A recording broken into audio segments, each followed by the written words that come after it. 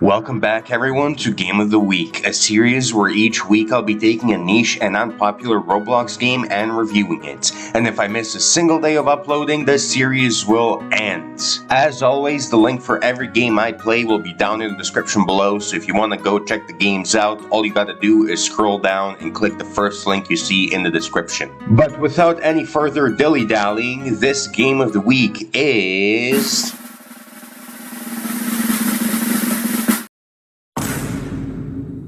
The Battle Breaks. Now, in the previous video that I made on this channel, I asked you guys to suggest me some good games that I can play and make some Game of the Week videos on. And I did this because I was in a pretty tough spot. I was pretty busy in real life and I was running out of good Roblox games to make videos on every week.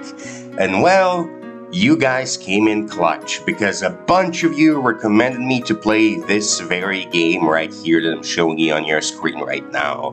And this game, as I mentioned before, is called The Battle Breaks. Now, The Battle Breaks is a game that I briefly played before, and I actually was planning to make a Game of the Week video on it.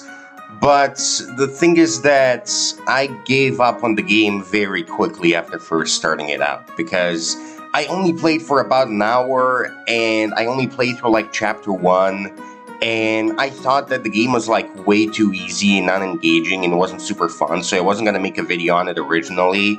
And plus, it was based off of like a mobile gacha game called The Battle Cats, and I really don't like mobile gacha games.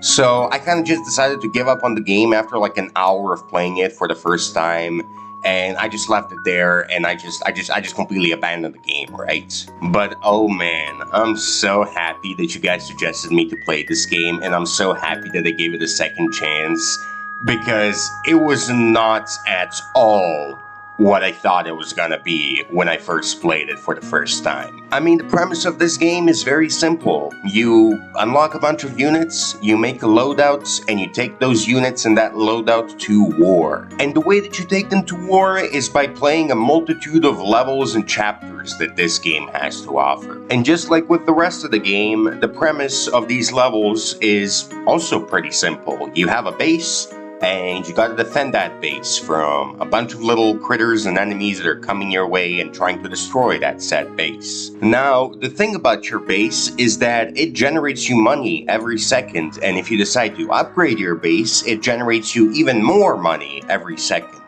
And you use this money to hire goons to defend your base against all those enemies that I talked about previously. After you have earned your money and spawned your units and the enemy units will walk towards each other in a straight line.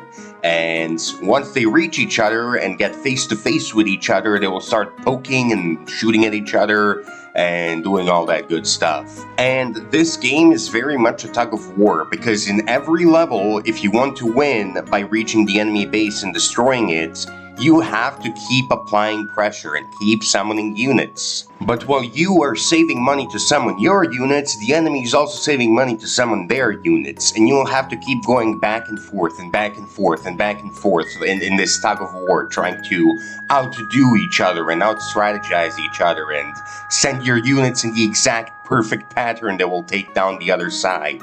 And while this tug of war is happening, you're gonna have to upgrade your base to get more money and be able to spawn more units than your enemy. And eventually, if you're good enough at applying pressure while upgrading your base while saving your money, you're going to be able to summon enough units to take down your enemy and walk your units to their base and hopefully destroy their base. And like I said, once you destroy their base, you win the level. Now, like I said before, while this game sounds simple on the surface, it gets really difficult later on. And I definitely had to learn that the hard way, okay? I had to learn the hard way that simple does not mean easy. Because while I was playing this game, I was absolutely blasting through all the levels. They were easy, they were simple, there was nothing too hard about them. And then just like that, out of nowhere, I hit level 10 of chapter 1. And level 10 absolutely beat my fucking ass, because this level spawns like this fucking indestructible juggernaut boss enemy as soon as you start the game. Like, literally, the second you start the level, this boss enemy immediately comes out and starts walking towards your base. And guaranteed, they walk towards your base really slow, but they're gonna reach your base, alright? Like, don't let their speed fool you, because they're gonna reach your base and they're gonna fucking one-tap you. And one-tap me they did, man. They one-tapped me multiple times, in fact. I lost fucking embarrassingly horribly on this level multiple times. And because I lost so many times, I decided to cheat a little bit and go and play around with the gacha system of this game. Because this game, just like the Battle Cats, the game that it's based off of, also has a gacha system. And I went and bought some poles, you know. I bought some bricks to roll the dice a couple of times and see what I can get. And I got some characters from the gacha that looked pretty good. They looked pretty strong, you know? And I thought that they were definitely gonna help me beat level 10, because the game even warned me that I should not engage in the gacha system, at least not until I beat chapter 1. But I ignored the game's warnings, and I fucking bought my units, okay? I rolled the dice, and I got some new units that looked really, really good. And I immediately put them in my loadout, and I was like, oh yeah, this is gonna win me the fucking game, isn't it? This is gonna get me past level 10 easily. And then I played level 10 again. And I think I lost even harder than the first few times that I played without these premium units. And level 10 is where I found out that people were not fucking around with this game, okay? Level 10 is where I found out that this game is no fucking joke, okay?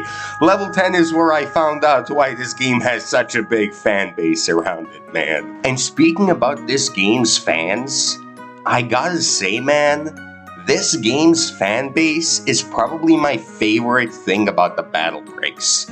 And that's kind of a crazy thing to say, because I feel like whenever something gets popular, it attracts like a really, really fucking bad fan base, and everyone constantly complains about the fans and how the fans are ruining everything. But I feel like it's exactly the opposite with the battle breaks. Because while the battle breaks doesn't have like a necessarily huge community or anything, the community is very kind and very supportive, and they're just very dedicated to this game, and that's something I gotta respect, man. And a lot of the fans in the community are actually really talented too, because believe it or not, this game has a huge fan game community, where people are constantly making fan games of the battle breaks. Now, when I first heard that the battle breaks has a big community that makes fan games, I was like, well, so what? I mean, the fan games are probably just the exact same thing as the original game, just like with a slight reskin or something. But it turns out that I was very, very wrong about that assumption. This game has an insane amount of fan content. I mean, look at your screen right now. This is just like the front page of what you can find if you just search up the battle breaks on Roblox and go to experiences. This is just like the first thing you see. And it's all just like a million different battle breaks fan games. And they're all super unique and fully fleshed out. Well, most of them at least, are nothing like the original game. They just share like some basic concepts with the original game, but they're all like super unique and like fully fleshed out. Like the battle breaks, Fire and Ash, which is like a little fighting game that's inspired by the battle breaks. Or the battle breaks, One versus Many, where you are the boss and you're going up against a bunch of little small guys. Or the battle breaks Frontline, where you are actually the unit that goes out and fights against the red enemies. There is even a fan game out there that's just the battle breaks, but it's a fully fleshed out tower defense game. I mean, there are just so many of these. I could sit here all day and talk about the dozens of different fan games that this game has spawned. But honestly, I ain't gonna do that, because I already did enough yapping for today. So, go play the battle breaks, guys. I mean, what can I say? And go play this game, go check out some fan games if you really like it. And yeah, that's all. I hope you guys have fun. I hope you enjoyed the game as much as I did. And you know what? I hope you struggle on level 10 as much as I did as well. But with all that being said, fellas, see you later and goodbye.